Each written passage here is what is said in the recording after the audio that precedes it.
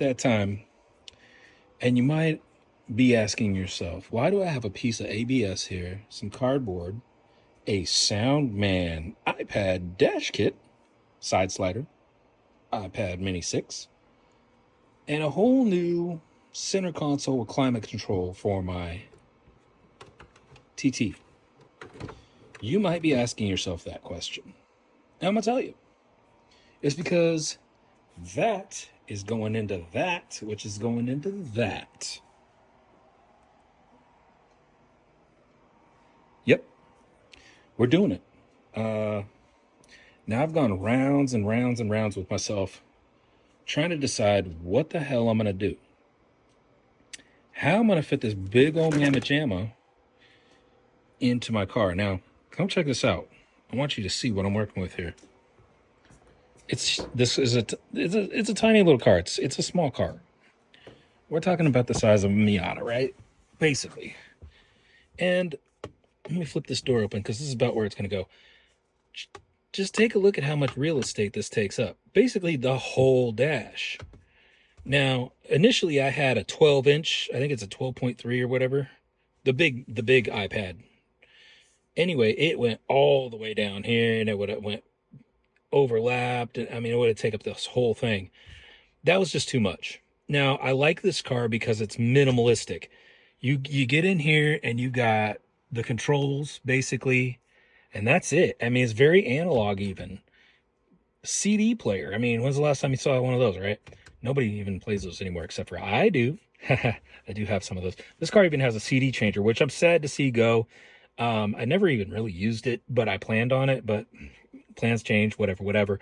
I mainly use Apple Music for all of my music needs. So with that said, I was like, oh man, I want to get, a tablet radio. One of the ones with a single DIN chassis that'll go in here and then it's got the tablet screen. But the thing is, I don't like the look of a floating screen. I don't want a floating screen. I want it built into the dash. I want to make it look like it came from the factory that way, or at least like it belongs in the car. I don't want it to look or seem like an afterthought. So I figured if I'm going to go that far with it, then it's time to do an iPad. You might as well, because you'll get all the features that way, and it's going to take the same amount of space and the same amount of work. So why not? So then enter the dash kit. Now you see what kind of real estate this takes up. It's a lot. And it took me a long time to get to this conclusion, but I think what I need to do is just go ahead and install it on the outer portion.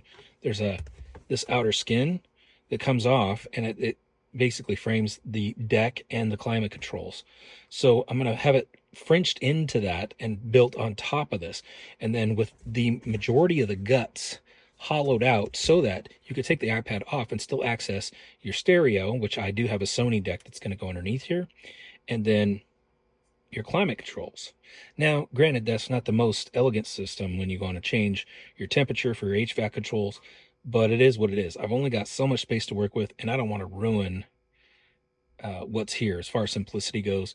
Now, originally I was going to move the climate controls and the stereo down, so I had access to everything. You'd have your pad followed by your stereo and your climate controls way down here. Well, you've also got this little cubby here, and it'd pretty much make that useless too. I wouldn't be able to access that, and I'd be taking up all the real estate there, and I just thought I would look way too busy. So this is the conclusion I arrived at, and we're just going to hollow that kit out so we can have access to this stuff underneath the iPad. It's not the end of the world. I don't adjust this stuff all the time anyway. Wish me luck. But this is the beginning phases. Step one, this kit has a lip along the edge here, and I was going to trim this off to get the maximum height from the kit, basically to where I could have it go. The goal is to get this screen as high as possible, and that way it's usable for what I want to do with it. Dang it. What are we doing here? Come on now, act right. Anyway, to get it, usable, I mean, what if you're navigating or whatever, you want your screen as high as possible, basically, not covering windshield, but, you know, pretty high, right? So it's got this lip, and I want this lip to rest on this lip. Now, granted, this door has got to go away. It's kind of cool. It's a cool feature, and it's sad that this is even in better condition than the one that's in my car. But the only way I see to remove it is you have to basically destroy this to get this off of there. So it's going to have to be sacrificed. Anyway, this is going to be kind of the position of where this kit's going to be. And you'll see it'll line up perfectly. I'll be able to use the ashtray still. And then I just have to build the sides and the top and all that after I remove this door. But in the meantime, this door serves as a little lip to rest on so I can get this thing level and build these ABS sides, beginning with cardboard templates, of course, and be able to get this, you know, at least roughed in before I demolish this and then start doing some more exotic stuff. So that's the plan, phase one. Now, one thing I want to mention when starting a project like this, there's a lot of things to consider. You want to make sure everything fits, functions the way you want it to fit and function, right? Before you finish the project, because there's nothing worse than finishing a project and then finding out, oh crap, I got to redo it because I didn't consider X, Y, and Z. Now, with this butted right up against here, if I can show you one-handed, you'll see I'm in third gear. Now, basically, I want to see if I have enough room in between there so that I'm not punching the screen every time I go into third gear. So, verified that first. And yes, with this, the back plate butted right up against these controls, it gives me enough space for everything on the stereo, but also to control my HVAC. So in addition to that, once I get this positioned, most of this will go away because I'm going to need access to all this. And this will become a permanent part of the dash, so it won't be removable. So most of the guts of this will be cogged out, so it'll be just basically a frame around this, just enough to hold the iPad in place. And the reason I'm doing it this way too is serviceability. Now, originally I wanted to build it into the dash, into the lower portion of this faceplate. There's like a framework behind here that holds the stereo and the controls, these HVAC controls and the ashtray and everything, bolts to it. But to get that in and out, I have to remove the glove box and this lower piece, lower dash piece here on the driver's side, just to get all that out, because there's bolts behind here that you can't access without removing those. I didn't want to go through all that. What if I needed to replace a charge cable or whatever the case may be for the iPad, and for whatever reason I needed to service that? It needs to be accessible. It needs to be easily accessed. So with this panel can come off independent of all that crap. I don't have to remove all this to get this off. I think it's just these side pieces, and then there's a 1, 2, 3 bolts, I think, aside from the 4 on each side here. And then it just literally slides off. So how awesome would that be to have the iPad able to be slid off of there, and then I can work on whatever's behind there if I need to service it in the future. So these are things that I plan on ahead of time so that this project will go smoothly. So just to let you know what I'm thinking as I'm thinking it while I'm doing it. All right, guys, it's the next day. I'm going to show you where I left off. I'm just going to say, don't drink and then do activities. I don't care what the activity is. Don't drink and drive. Don't drink and do projects. Don't drink and text. Just don't drink and do stuff. Drink and watch a movie if you're going to do something. That way you ain't going to regret it later. Basically, I had a couple of drinks the other day, and I started out my little project here, my little dash mod. Well, it's not that beautiful, as you can tell. You can see it's broken right here because I tried to fix it midway. And I was using some CA glue in this little channel on my Soundman kit. And I had cut out a little template with some little 1/8" ABS. This is basically a placeholder to for later activities, you know, body work and whatnot. But you need something to fill this and to position this in the right orientation, the way you want it, right? Anyway, I tried to fix it midway and it broke. So I got this nice and flush the way I wanted it, but this, you can't, I don't know if you can really see it on camera, but right here, it doesn't line up with this piece right here on the original dash trim, however you want to call it, right? I need that to line up perfectly because it can't be any lower than this, because this is where the ashtray kind of would close up, and I can't have like a hump in the middle. So I'm gonna have to break this again right here, I'm thinking, because this is lined up perfectly right here on the edge. It's just this section right here that doesn't line up. So I'm just gonna cut that out. And again, this doesn't have to be beautiful because I'm gonna body work it, but if I was gonna do it like to the nth degree, like to where it's just chef's kiss, I would just take this whole panel out and just redo it. But I don't have the patience for that, so I'm just gonna cut this section out and redo that. And then you'll see where we go from there. Another thing I gotta do is start cutting out this center, because behind this will be the Sony stereo and the climate controls lower in here. And I'm gonna have to cut as much of this out as I can in order to have maximum access to those and also still make it look good. So basically that suede panel that he provides that you glue in here, I'm only gonna be using like maybe a 1/4 inch of it all the way around, or maybe more, maybe about a 1/2 inch, give or take. And then I've got to glue in the little L piece for the little 90-degree USB-C. I got to glue that in. So I got to test fit everything and have the iPad in here. I probably should have done that before I mounted it to this panel. Probably should have done that first. But you know, hindsight's always 20/20. It's still doable. So next step, after I cut all this out, it'll give me access on both sides to finish doing what I started here. You'll see that this doesn't even butt up against here. And again, more impatient. Ain't nobody got time for that. Not cutting out perfectly sized little panels here, or filler panels or whatever for the activities to come, but that's okay. What I'm going to do is plastic bonder all through here, and that's going to fill it in enough because I've got a ton of body work and filler to go over this and smooth out all the edges anyway. So like, again, this is just filler just to kind of put things in place. Whatever, that's what we're doing. Now you'll notice it's a lot thicker on this side than it is on this side because I want it canted toward the driver just ever so slightly, and that's kind of the way it works out. So that's what I did. It's going to be just a little bit of an angle. I'm hoping that doesn't mess with the symmetry of the interior, mess with my OCD. I don't think it will. I think I'm going to want it just canted to me just a little bit, you know, because that's the way I want it. So we're going to do that.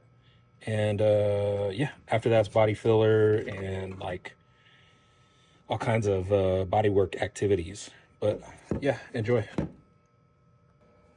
Okay, people. It's a Sunday. I'm about knee deep into this little stereo project of mine with the lovely TT here. And just FYI, I bought every harness you can think of for aftermarket radio integration into this car. Most videos that you watch, most people say that the standard harness will work. And I've even seen that on earlier versions of the Mk1, it seems to work. This is a 2004, so it's got the CAN bus bullshit. So I bought the data retention harness, the XSVI by Access. I updated it, power cycled it like it says in the instructions. I followed all the instructions to a T. No harness has worked thus far. I suspect what I'm going to find is if I repin it in a certain way, I can make it work. I shouldn't have to do that. It shouldn't be this hard. It's definitely an Audi problem. If you own an Audi or are thinking about an Audi and you're like, someday I'd like to do something with the stereo, just don't. Either that or know exactly what you're doing and what you're getting into, because Audis are never fun as far as that goes. This being a 2004, even it's not simple. So what I'm going to do, my plan is I'm just going to run a wire from the battery right to the deck just to see if I can get it working that way. Of course I can. It'll turn on for sure. But what I need to know is it going to turn on the Bose amp? Do all I need is the amp turn on signal? Probably not. It's probably going to be more complicated than that, since I disconnected the factory deck over there and it's not getting the rest of its whatever it needs, power, ground, and turn on and whatnot. But I'm going to see, just from my own testing. If that works, I'm either going to just go ahead and run my own wires from underneath the dash here via those posts. Those of you that know, you know. If you know, you know. And I'm just going to run them over my accessory and my constant. I'm just going to run them just like that. Or I'm going to repin it. I haven't decided what I want to do just yet. But it shouldn't be that hard. It should be plug and play. That's why you get the harness, the expensive harness. In some places I've seen it as high as 150 bucks. I think I only spent 75 on mine. But yeah, it's a stupid little thing here.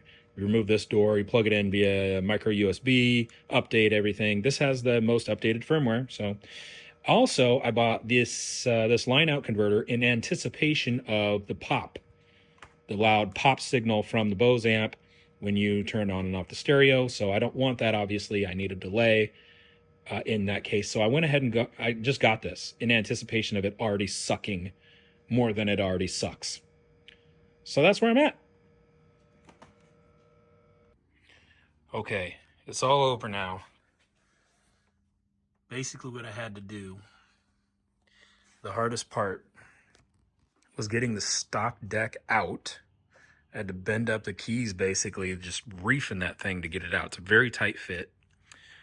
The harness kind of worked half-assed, despite getting the expensive data retention harness from Access and updating the firmware and everything. As previously mentioned, it didn't work. The constant, everything kind of half-assed worked, like I said. So the ground obviously worked. The constant power worked. The accessory turn on did not work. The illumination wire did not work.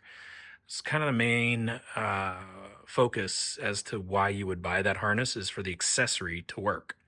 So I had to run my own accessory and my own illumination wire to make it play nice. One thing I was pleasantly surprised on was the fact that I didn't get the dreaded pop noise turning on and off the Bose amp. So I'm really pleased about that.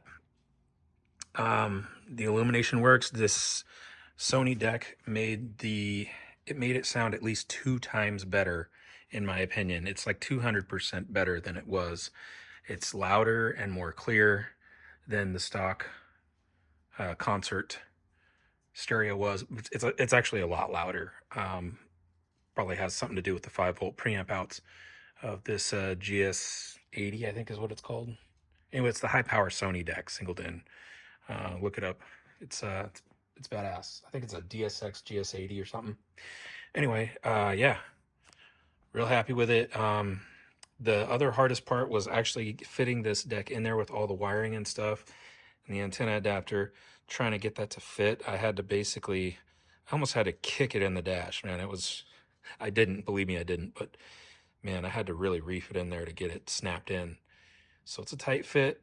But yeah, we're halfway there. Still working on the dash mod. I don't know when I'm going to finish that. I think I'm going to redo it mostly because I'm not sure if I want it to be asymmetric. I think I want it to be, this whole car, if you look at it, everything's symmetrical.